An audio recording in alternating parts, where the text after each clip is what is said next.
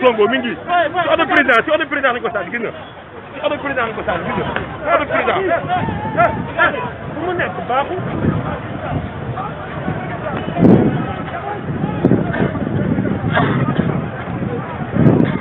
gis nga ci oto président lañ sànni gars yi grenade baa ngi grenade bi lay sànni ci oto Sonko garde corps moo ko sànni gis nga oto Sonko lañ ko sànni voilà ñii qu'est-ce qu'il veut exact ñii la qui se passe qu'est-ce qu'on veut faire Ousmane Sonko wàcc na ci otoom Ousmane Sonko en ce moment wàcc na ci otoom gis ngeen chef de protocole boobu nekk ci ginnaaw moom Ousmane Sonko wàcc na ci otoom en présence de ses avocats mais également en présence de la GIGN Ousmane Sonko ngi noonu wàcc na ci otoom avocat certes kii di maître Bamba Cissé mi ngi fi waaye gis nañ également maître Bathily waaye également fii ñuy wax ak yéen nii gis nañu ki nga xamante ne moo di président Ousmane Sonko mu mel ni bu am lu muy lijjanti ci otoom gis ngeen ko noonee sa gën a kan lay waxal lan lay wax nous ne savons pas day dem wala demul nous ne savons pas mais du ñàkk di ngeen ci am lu leer léegi parce que président Ousmane Sonko wàcc na otoom fi mu wax ak yéen nii mi ngi wax ak ñi nga xamante ne ñoom ñooy waa GIGN président Ousmane Sonko wàcc na ma ngay dox di dem moom président Ousmane Sonko fan la jëm kenn xamul est-ce que day dem wuyu ji kenn xamul Ousmane ma nga noonu di dem moom président Ousmane Sonko changé na oto dugg na ci beneen oto benn Mitsubishi bu weex moom la président Ousmane Sonko dugg fan lañ ko jëmee kenn xamul mais ce qui est clair mooy changé na oto est-ce que day dem directement tribunal est-ce que këram la jëm qu'est-ce qui est à l'origine de tout ça nous ne savons pas mais Ousmane Sonko ma nga noonu daal changé na oto bi mu dugg oto waa GIGN la oto bi mu dugg oto waa nguur gi la lan lañ koy def fan lañ ko jëmee ñun xamuñu waaye Ousmane Sonko wàcc na ci oto bi nga xamante ne moom la duggoon pour dugg ci beneen oto bi nga xamante ne ñu di waa GIGN ñoom ñoo ko indi.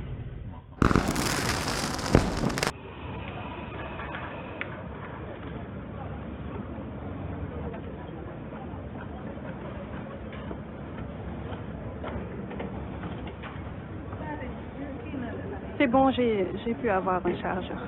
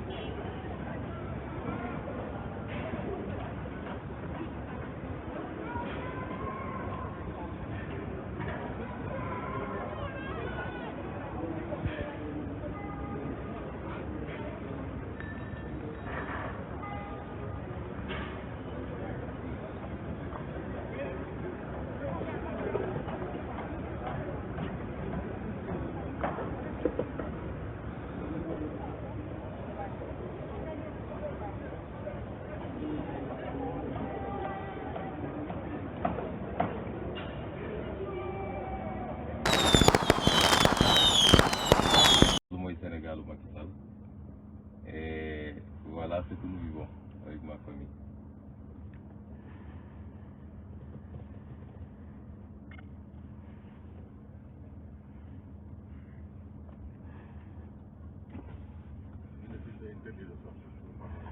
C'est interdit de sortir. Par qui? Hein?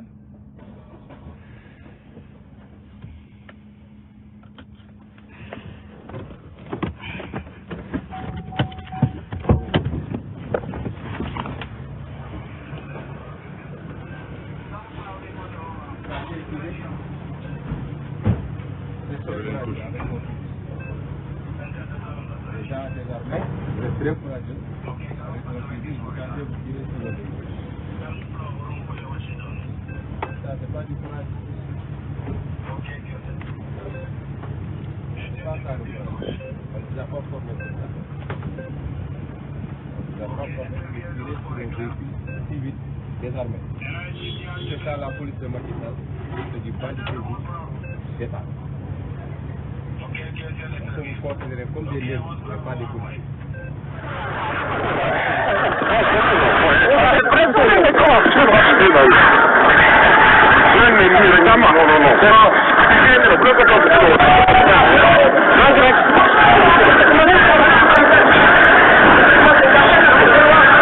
ñu gis loolu ñu war a gis bañ a gis mais nooy war ñu bañ a nooy dañu ànd ak moom dem siège Ousmane Sonko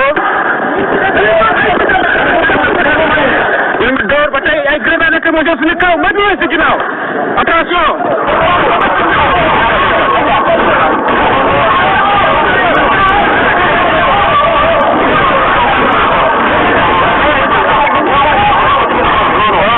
refuse de mettre en sécurité et il refuse catégoriquement. Le président refuse catégoriquement. lii kenn mës ko gis ngay génn sa kër ñu ne doo génn nga wàcc dox ñu ne doo dox dina dóor ay gaz lacrymogène. président kàddam ñaan na ko pour mettre en sécurité mais il refuse catégoriquement. ñeen moo ngi nekk ñoo ngi noonu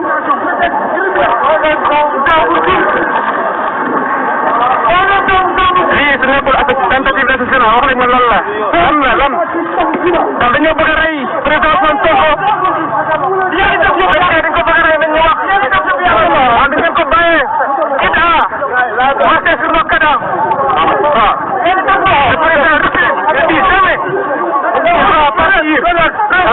état bi il est en conflit avec ses gardes du corps parce qu'il veut le mettre en sécurité lui il refuse catégoriquement la sécurité du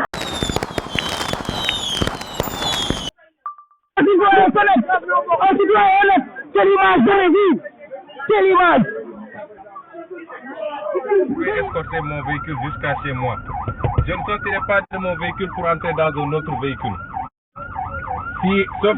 Quelle image donnez-vous? Quelle image donnez-vous? Quelle image? Quelle image donnez-vous de la République?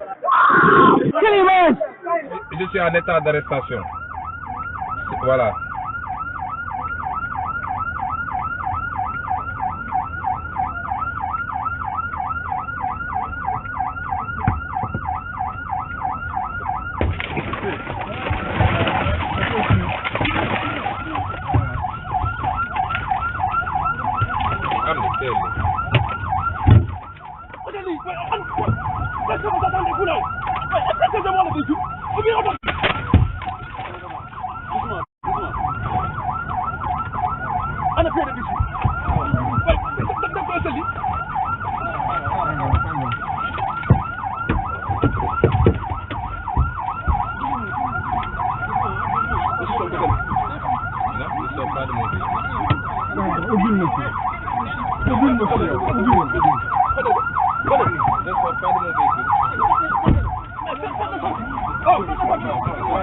Je suis en état d'arrestation. Non. Est-ce que des porteurs ont le droit d'extraire quelqu'un de son véhicule? Hein? Moi, je pose la question avant. Venez. Arrêtez de faire du mal. Non, c'est pas du mal. Ouvrez.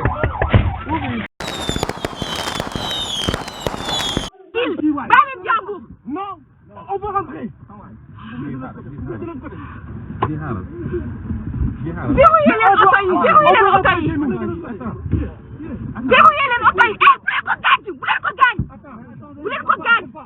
Bu leen ko gaañ. On va rentrer chez nous. Bu leen ko gaañ. On va rentrer chez nous. Partagez. On veut rentrer Bu chez leen nous. ko gaañ. On Mais def veut leen nànk. rentrer Mais chez nous. laissez-le tranquille. On veut rentrer chez nous. Laissez-le tranquille. Vous pouvez le juger Bande sans sa d'incapables présence. vous êtes. On veut rentrer chez nous. Bande d'incapables que vous On êtes. veut Vous êtes en rentrer train de chez le nous. forcer. On veut rentrer chez nous. Bande d'incapables. On veut rentrer chez nous.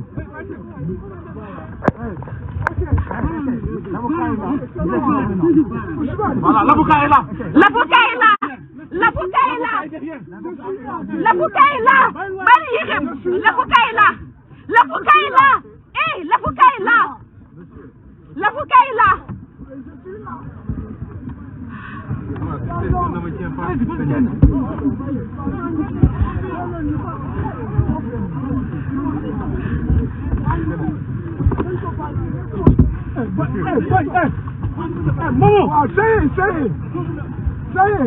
L'avocat est là. L'avocat est là. Mais il est bien qu'on fasse avec vous, fille. Bande d'incapables. Vous êtes des imbéciles. Vous n'avez pas le droit de faire ça. Vous n'avez pas le droit de faire ça. C'est pas comme ça. Je suis là. L'avocat est là. L'avocat est là. Vous n'avez pas le droit de faire ça. Bàyyi leen loxoom. On y va. On y va. Dañuy dem tribunal. Dañuy dem tribunal. C'est bon. On va au tribunal. C'est bon. Arrêtez ce que vous faites. On va au tribunal. C'est bon. Dañuy dem tribunal. C'est bon. On y va. Dañuy dem tribunal. On va au tribunal. Monsieur, on va au tribunal. C'est bon. On va au tribunal. C'est bon. Mais laissez-nous tranquille. On va au tribunal. Bàyyi leen jàmbur. Bàyyi jàmbur. On va au tribunal. Parce que imbécile que vous êtes. On va au tribunal. Mais on va au tribunal. Non, laissez pas. On va au tribunal.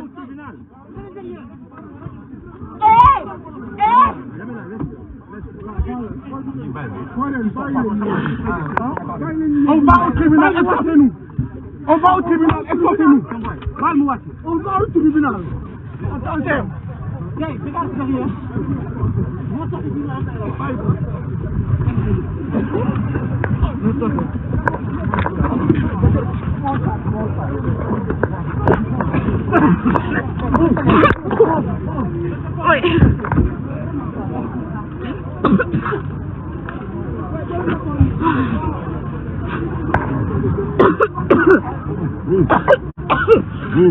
Imbécile, ingommérable lañu.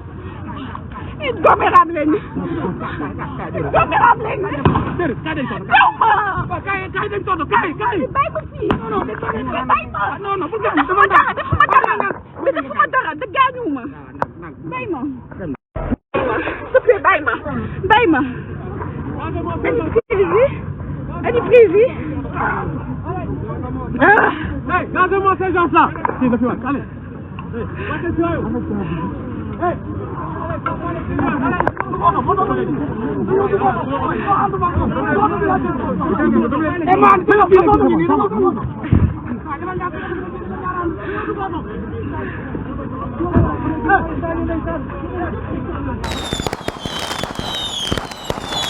Pas évaluer le risque de gens. Moi, là où je suis, qu'est-ce que je peux vous faire? Quel risque y a-t-il de charger un fusil à pompe pour tirer sur ma voiture? C'est ici que ça se joue. Ça se joue ici dans la tête. Vous n'êtes pas des criminels, vous êtes des citoyens sénégalais. Demain, on va se retrouver dans la rue, vous et moi. Probablement, on n'est même pas là. Macky Sall jarul li mu leen di def bu leen ko nangu. Soo tiré woon nit dee après lan nga ci gañ. Donc utilisez vos cerveaux.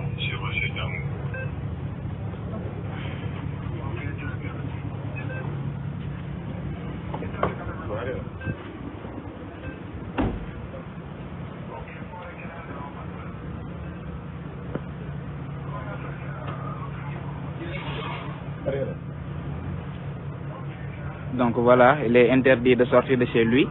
Nous pouvons considérer qu'il est en résidence surveillée. Il va juste déposer son fils qui a cours à 12h30. Voilà. Et vous voyez ce qui se passe aujourd'hui. Dans le régime de Macky, c'est la police qu'il a aujourd'hui. Parce qu'un ordre, on l'exécute avec intelligence. Aux ordres manifestement illégaux, nul n'est tenu d'obéir. Mais voilà à quoi est réduit aujourd'hui la police. À se mettre au service des choses illégales, disons. Donc il ne peut pas amener son fils à l'école, interdit de sortir. Donc personne ne peut ni entrer ni sortir du quartier. Donc yéen a ko gisandoor yéen Sénégalais yi fii ci cité Keur Gorgui Ousmane Sonko qui voulait amener son fils à l'école est interdit de sortir. Une ruelle barricadée par la police. Nous allons voir où ça va se terminer.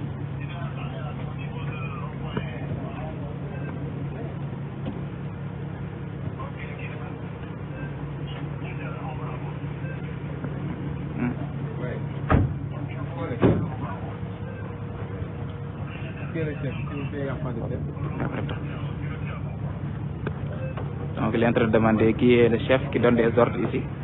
Je veux dire à tous les Sénégalais. Même. Vous, vos enfants sont à l'école aujourd'hui. Moi, mon fils va aller à l'école comme vos enfants. Et vous l'empêchez d'aller à l'école. Sur quelle base? À tous les Sénégalais souvent qui disent voyez les fils de Sonko ne vont pas à une manifestation.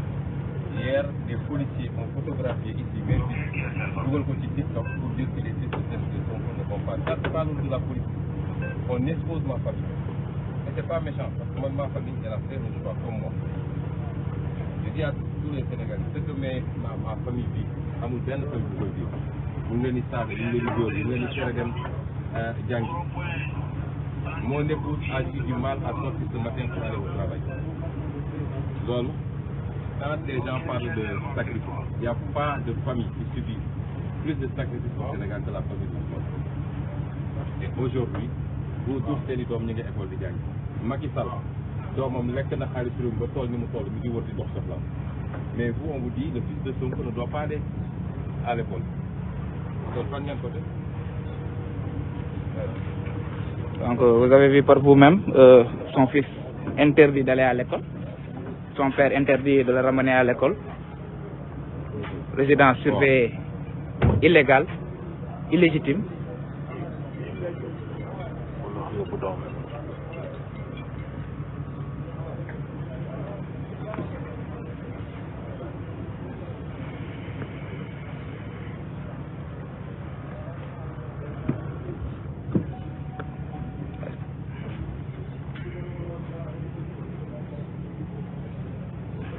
lii moo xew cité Keur Gorgui